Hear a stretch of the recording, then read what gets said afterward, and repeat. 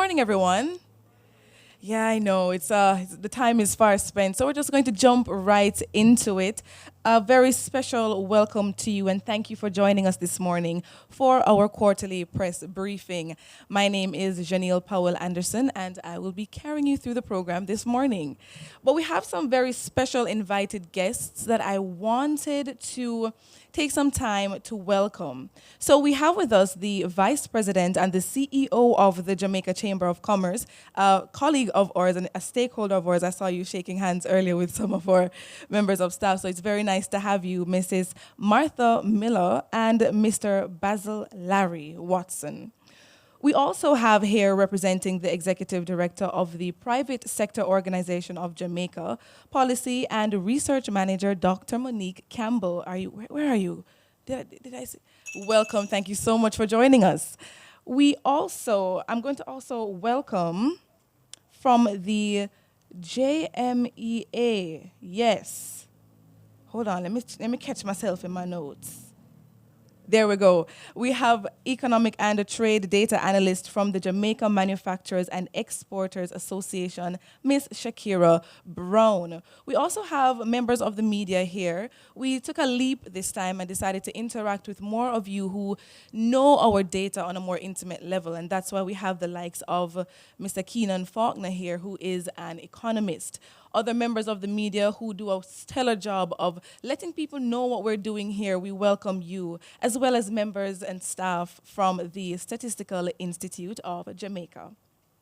So today we're going to be presenting the highlights from the February 2026 Consumer Price Index and the November 2025 International Merchandise Trade Statistics.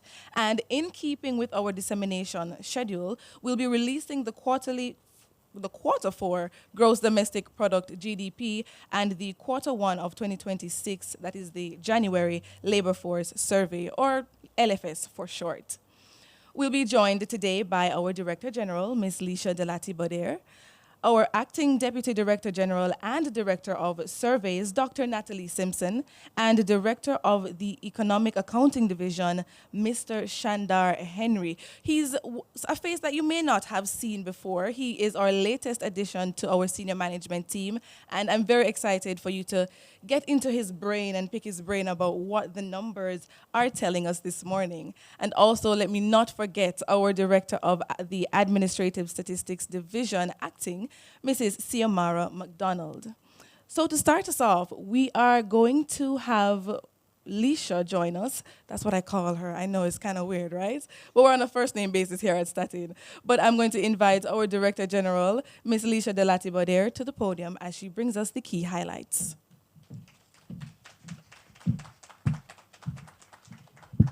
Thank you, JP. As I always say, our work is hard enough. We don't have to take everything serious. All right, so I'll start with the consumer price indices for February 2026. The All Jamaica CPI for February 2026 declined by 0.9% when compared to January 2026. The main drivers of the monthly inflation rate in February 2026 were food and non-alcoholic beverages at a negative 2.5% as prices for agricultural produce continued to decline, as well as housing, water, electricity, gas, and other fuels, which tempered the decline, increasing by 0.2% due to high electricity rates, and transport, which increased by 0.2% as a result of higher petrol prices.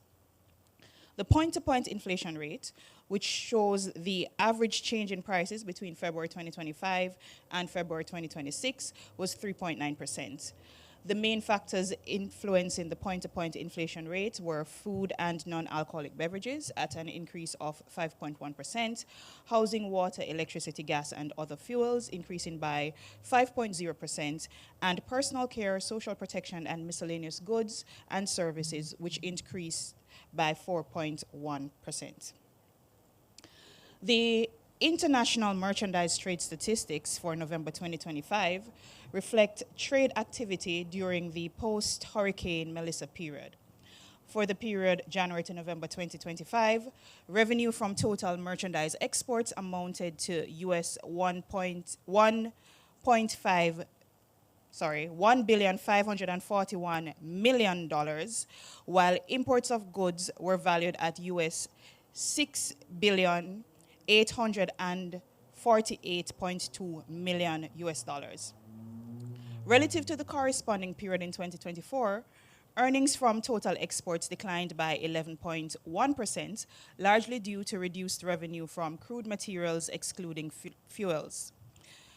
The reporting period was characterized by increased imports of emergency-related goods, particularly items related to energy supply, communication, and temporary shelter. Imports of communication equipment used to receive and transmit voice, images, and data increased compared with both the November 2024 period, that's the corresponding month of the previous year, and the September 2025 period, which is the month prior to the hurricane. Imports of generators also recorded significant growth, with over US 6.9 million worth of generators being imported in the month of November 2025, as more electricity generation equipment were imported during the period. There was also notable increases in the imports of materials used for temporary shelter and reconstruction, including things such as tarpaulins and plyboard. The importation of essential goods increased during the period. The value of mattress imports increased by 75% compared with November 2024, while imports of tents rose by 44% over the same period. There were also increased imports of canned food items, reflecting a higher flow of non-perishable food products into the island. Now we will discuss the Q4 gross domestic product. It should be noted that the GDP measures the flow of economic activity, that is the total value added of goods and services produced in a specified period, rather than the stock of national wealth. Therefore, the loss of capital stock during periods of natural disasters, for example, roads and houses, would not directly be reflected in the GDP figures. However, the impact of the hurricane on productivity would be captured in the GDP. So during the fourth quarter of 2025, Hurricane Melissa disrupted Jamaica's economic activity across the island. The impact was evident in both the goods producing and services industries. The overall performance in the fourth quarter largely reflected the negative impact of Hurricane Melissa on the economy. For the October to December 2025 quarter, the economy contracted by 7.1%, resulting from declines in both the goods producing and services industries. The goods producing industries declined by 10.7%, and this was largely attributed to declines in agriculture, forestry, and fishing, which contracted by 17.7%. The services industries contracted by 5.9%. We saw all services industries recording a decline except for finance and insurance and public administration and defense. Accommodation and food services contributed the largest to the decline. This industry fell by 31.0% and accounted for 42.4% of the overall decline in the services industries.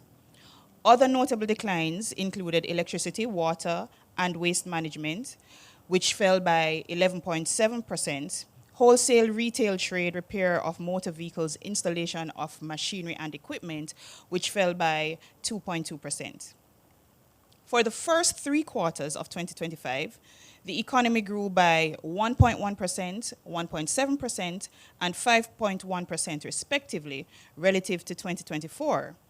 For the fourth quarter, however, the economy contracted by 7.1% relative to the fourth quarter of 2024.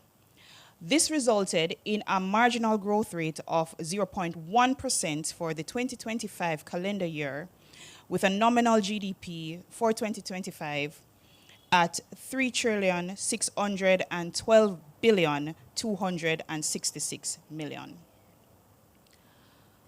For the labor force survey, for the first quarter of 2026, Statin continued our field operations for the labor force survey in the western parishes of St. Elizabeth, Westmoreland, St. James, Hanover, and Trelawney, using an abridged version of the standard labor force questionnaire. These represent the 5 most impacted parishes by Hurricane Melissa. The fielding of the abridged questionnaire allowed us to continue data collection for the labor force survey. However, there are some of our usual indicators that will not be available for this quarter. It should also be noted that the reference week for the January 2026 labor force was January 4 to 11, 2026. Now on to the results. The size of the January 2026 labor force was 1,441,000 persons, representing a decline of 32,900 persons relative to January 2025. This resulted in an overall decline in the labor force participation rate of 1.6 percentage points from 68.4% in January 2025 to 66.8% in January 2026. In the 5 most affected parishes, however, the labor force participation rate declined by 6.4 percentage points to 62.0% in January 2026. Regarding those outside the labor force, the January 2026 period, the total number of persons outside the labor force was 714,800, and this represented an increase of 4.8%. However, for the 5 most affected parishes, the number of persons outside the labor force was 192,100, an increase of 20.5%. The total employment or total number of persons employed stood at 1,389,400 persons, which was 30,100 fewer when compared to January 2025. In the 5 most affected parishes, the number of persons employed was 301,700, a decline of 39,500. As of January 2026, the total number of persons unemployed, as in those who are available and actively seeking employment, was 51,500 persons, a decline relative to the 54,500 persons in the previous year. In the 5 most affected parishes, however, the number of persons available and actively seeking employment, that is the unemployed, increased by 39.0% to 11,400 persons. At the national level, the unemployment rate, which we call the LU1, was 3.6% in January 2026 relative to 3.7% in January 2025. This difference, however, was not statistically significant. Youth employment totaled 17,900, a decrease of 5,600, and this resulted in a youth unemployment rate of 10.7%.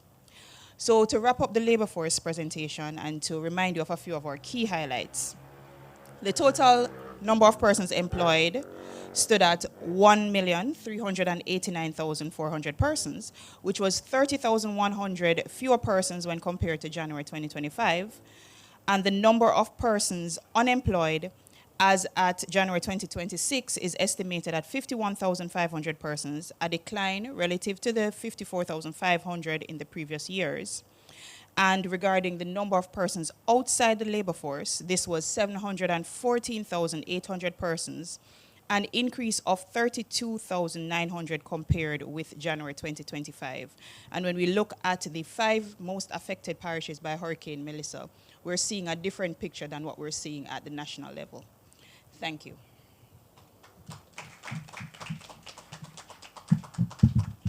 And thank you, Leisha, for that detailed presentation and for sharing with us the latest insights. So at this point, we're going to go into a discussion of the information that was shared just a while ago. I'm going to be inviting our panelists, Dr. Simpson, Mr. Shandar Henry, and Mrs. Siamara McDonald. And as they make their way to the stage, I just want to take the time to remind you that there is an opportunity for you to ask us questions. We actually look forward to it. If there is anything that you need more clarity on, we are more than happy to provide that for you.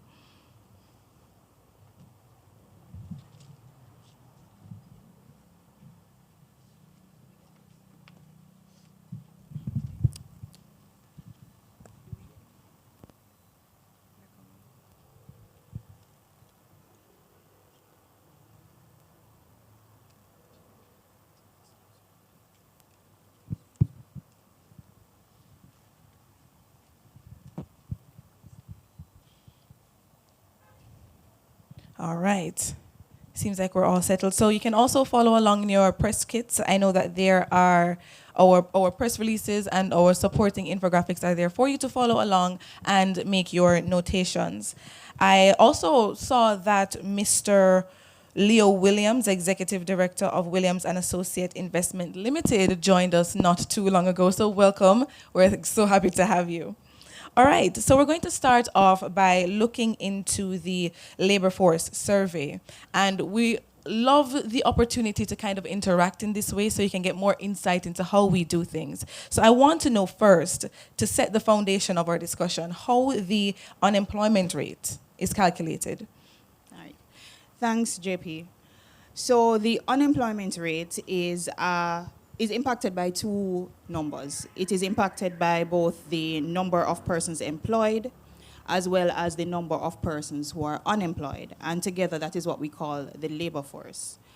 So the changes in the unemployment rate can be impacted by either an increase or decrease in how many persons were employed, as well as a change in the number of persons who are unemployed. So let us unpack what we're seeing for this quarter a little bit, right? What we're seeing for this quarter is that there are movement in both factors. So we saw at the national level that the number of persons who were employed has declined, but also among the unemployed, we also saw a decrease there. So when we are seeing the 3.6% for January 2026, it is slightly higher, but not significant. I don't know, Natalie, if you want to add. All right, so just to continue on what the DG said. So when you look at the difference between the 3.6 and the 3.7 for the previous quarter of 2025, it is really not statistically significant, for one. And then two, because the unemployment rate is impacted by both the number of persons unemployed and the size of the labor force, it is the reason why persons are not encouraged to only use the unemployment rate as even though it is the main indicator for the labor force. You have to look at the numbers. So when you look at the difference between the 3.6 and the 3.7, it is more about a contraction of the labor force than it is about the size of the unemployed. So just to remind you of some of the numbers, the number of persons employed declined by 30,100. Number of persons unemployed declined by approximately 3,000. And so a total of almost 33,000 persons left the labor force and went outside the labor force. So the unemployment rate is a product of that. So it is more about the contraction of the labor force and less about the number of persons unemployed. So about those who are outside the labor force, can you offer us a little bit more insight as to what's happening there? All right, so when you look at the movement outside the labor force, we're seeing where it is primarily youth. So those persons 15 to 24 who are going outside the labor force. And just a reminder, first, we determine whether or not you're employed. So you must be working for at least 1 hour during the reference week, right, for pay or for profit in cash or kind. If you are not employed, you're not working, we then determine whether or not you are employed. Unemployed rather. If you are seeking jobs and you are also available for work, you are considered unemployed. If you are neither employed or unemployed, then you are outside the labor force, right? So what we're seeing is an increase in the number of males outside the labor force of 14,800. Females increased by 11,200. But just let me speak specifically to those 5 most affected parishes. We're seeing fairly even number of youth and people in the prime working age group who moved outside the labor force. For those in the prime working age group, the increase was 42.8%, nearly 5 times the national average. So that's some of the movement that we're seeing. All right, and let's look at some other movements within the labor force survey. For example, I want to touch a little bit on which industries and occupation groups recorded the largest declines in employment specifically. All right, so when we look at the industry, the largest declines were seen in accommodation and food services by 14,500 and real estate and other business services by 12,600. By occupation, we're also seeing that the largest declines were in services and sales workers, and that was about 10,400. And then for clerical support workers, we're also seeing 8,400. So those are the two top, industry in terms of declines in employment and also occupation. Of course, the tables provided on our website will also give more detail on the other groups. And that's exactly where I was going, to invite you to interact with our website, because all of our updated and latest information is there for you to see and use. So we're going to go over into the GDP. And so Shandar, or Lisha rather, can you talk to us about how the damage from Hurricane Melissa is reflected in the GDP numbers? All right, thanks again, JP. So I would have stated earlier that the GDP measures the change in productivity. It's the value added. And it does not, for example, include the loss of capital stock. So we know, for example, that after a hurricane, there would be damage to infrastructure, there would be damage to houses. However, that would not be what we would see in the GDP. So let me give you a more relatable example. Let's say, for example, you own a home and the home is damaged. Does it stop you from working? You're still working, you're still being productive, you're still earning. And at a much more macro level, and that's an extremely simplified version, we may have lost some capital stock. However, we continue to earn and we continue to produce, albeit if you've lost your home, you may miss a couple of days of work, right? So your productivity might be lower. So generally, the GDP measures the country's income, which is the value of the goods and services that we produce. It is not measuring our wealth or assets.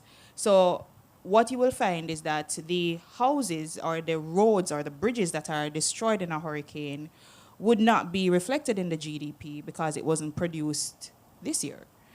What is reflected in the GDP, though, is when those are actually produced. So the impact of a hurricane or a natural disaster on the economy is quite nuanced, and it is worth understanding how it shows up in the numbers. And as I was saying earlier, what is reflected is if the factory is closed and it's not producing, then there is a reduction in the value added from that factory. And that is how it impacts the GDP. So that's why we're at 7.1% for the decline. So which industries then had the largest impact in the overall decline? All right. Shandar? As it relates to the performance of the economy during the fourth quarter, there are two industries that significantly impacted the output, and that's the agriculture, forestry, and fishing, and the accommodation and food services industries. These two industries accounted for almost half of the decline recorded for the period. These two accounted for 45% of the decline for the period. Thank you so much for that. Just a technical note, I would love if we had some support on the confidence monitor just to see in front of us the numbers that are being displayed on the screen, just to help us stay on track so that we don't so we don't lose ourselves. So I also, still on the GDP, wanted to know if there were any this word gets me every time. Were there any methodological adjustments required to maintain comparability within international standards? Thank you. That's a very good question. After Hurricane Melissa, we requested and received technical assistance from the IMF through its regional office for the Caribbean, that's CARTAC, to review our methodology and our data sources. No methodological changes were required. However, we did confirm that the impact of the hurricane is being adequately captured within our estimates. And just to reiterate that our GDP is compiled, or the National Account Statistics is compiled in accordance with the methodology of the 2008 System of National Accounts, and that's the United Nations system, which is used by countries around the world in estimating your GDP and broader national accounts. And that's something that we always aim to do, make sure that whatever we're doing is working with what our partners internationally are doing so that our numbers can be reflected and represented accurately. So, Yeah. Yeah, I just want to add to it that when Hurricane Melissa happened, one of our biggest concerns was to ensure that we are adequately capturing the impact on productivity. And as such, we sought some external assistance from Cartac, as Chandra would have said. They were able to, and Cartac is the IMF's Caribbean Regional Technical Assistance Center, and they provide support for national accounts estimates as well as the balance of payments and other economic statistics. They were grateful enough to come and work with us to do some review of our estimates and to ensure that we are capturing it effectively. It's one of the things that we require that we do as a National Statistics Office. We have to ensure that whatever we're doing stands up to scrutiny, that we're ensuring that we are not using our personal feelings, that we're ensuring that what we're doing is compliant with international standards and best practices. And the review by the IMF revealed that we were on the right track, we have done what we need to do, and that the 7.1 reflects what actually happened in terms of the impact on productivity. Thanks. thank you for that clarification. So we're going to we're going to put a spotlight on the international merchandise trade statistics, but right after the question is answered, now we're going to open up the floor for all of you so we can have our mics on standby, you can have your questions ready. But first, CEO, let us look into the extent to which the November figures reflect hurricane recovery and how it may be different from other trade patterns? Hi. Okay. So for the year-to-date, January to November, in terms of the IMTS trade, we would have seen some increases in particular items that especially that were on the relief list. So example, mattress, tents, tarpaulins, generators, and different types of communication devices. Those had some notable increases for the period in comparison to the previous period, January to November 2024. And I'm looking at the numbers here, and what a leap. Right. So the generators, 2024 moved from US 1.2 billion to 6.9 billion for the November 2025. The tarpaulin, of course, had a notably increased also. The mattresses, as stated, and the tents, which, the temporary shelters, right, expected, and plyboards, of course, to help with the shelters, short-term shelters. So, yes. And I know this is something that persons may want to see because we would have known that there would be more importation of these imports of these items into the country. So to see that reflected in the data is truly helpful. So now we're going to open up the floor for question and answers.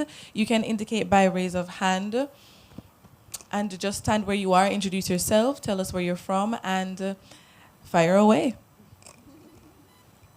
All right, so we have one to my left, your right. Towards the back. Can you stand? Right, that helps us a lot, yeah. All right, we're just going to get that sorted out.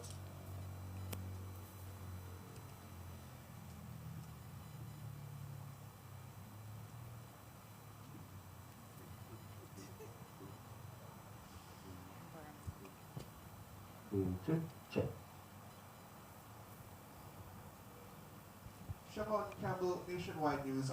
Just a matter in terms of the labor force and the decline in the overall size.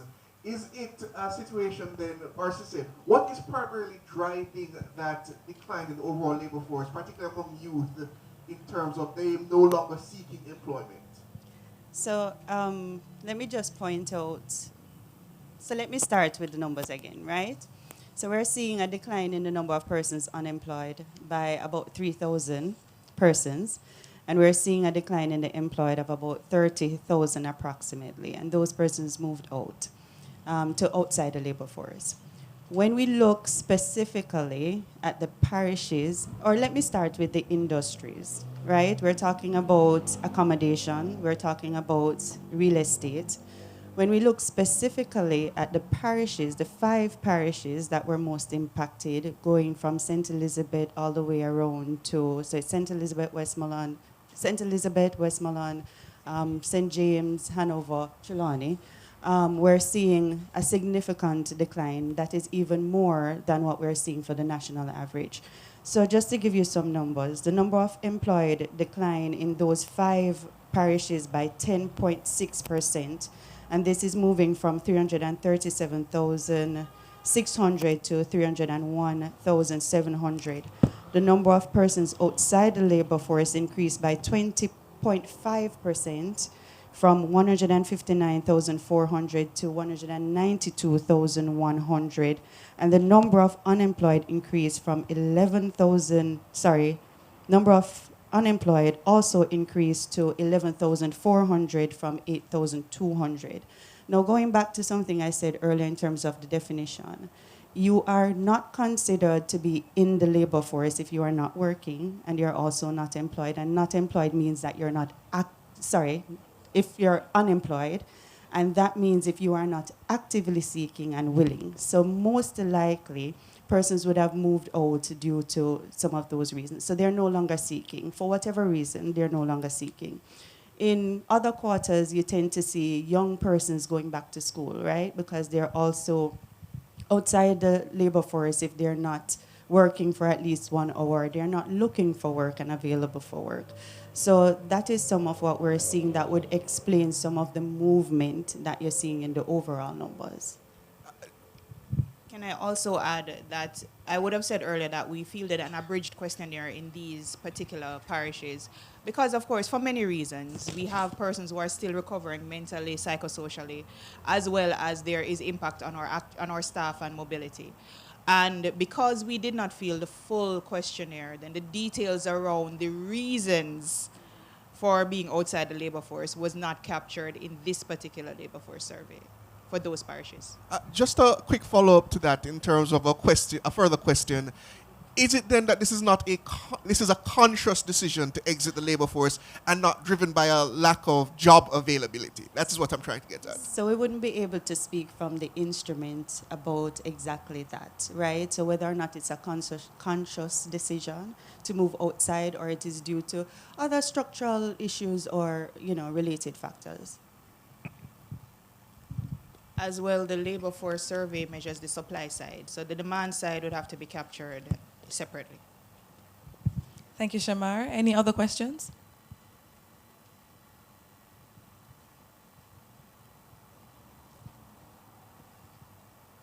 Wow. Okay. Usually when there are no additional questions, it means we're really clear and we're answering your questions, right? So if there are no more questions from any of our guests, then we can just move in to the recap of the figures. And so, Lisha, take us back through what we would have been presented with today. Thank you very much, JP. So just to recap, we presented today the inflation rate for February 2026, and it was 0.9%, while the point-to-point was 3.9%. We saw in the merchandise trade statistics that there was a notable increase in the imports of emergency and energy-related goods, as well as communication and shelter-related goods. For the labor force survey, we saw the unemployment rate of 3.6%, and we also saw declines in the number of persons employed and increases in the number of persons outside the labor force. And finally, for the GDP for the fourth quarter of 2025, we saw where the economy contracted by 7.1%. Thank you. Thank you. We have another question.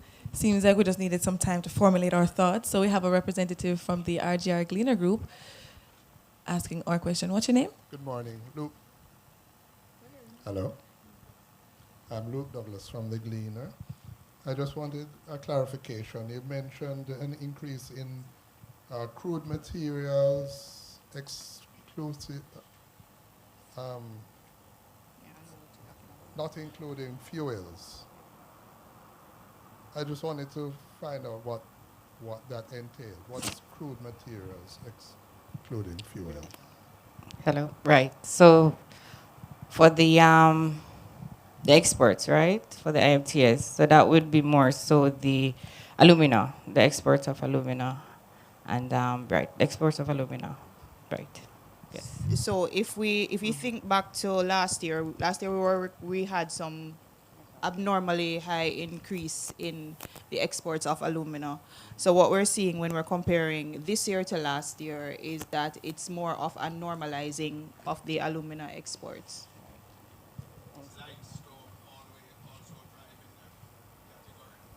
So the question is if limestone is also driving that category. Can't speak to that yet, but it is inclusive of. My statistician is saying yes. Correct. Yes. Yes. Yes.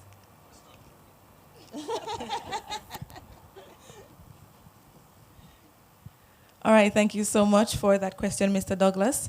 And so if there are no more questions, then we can conclude today's press briefing. Just know that if you have anything else that pops up, our directors will be here to answer your questions. We're going to be mingling after. There are refreshments after, which I invite you to partake in as we network and just get to know each other a little better. Just a reminder that all the data that has been released today has undergone rigorous cross-verification to ensure best practices. We want to make sure that at all times our data is accurate and reliable and fit for decision making at every level. Please also follow us on our social media platforms. We work very, very hard. Our staff in the field collect this information and this data every day, in the sun, in the rain. And we are so, so grateful for not only our field staff, but also those who work in office to make sure that our data is accurate and reliable. So follow us on social media at statinja.gov.jm, and our website at statinja.gov.jm is also available for you to get the latest updates. If you ever want to speak directly to one of us or get more specific information, you can also send us an email at info@statinja.gov.jm. Thank you all for your continued partnership and curiosity, and I wish for you a wonderful day.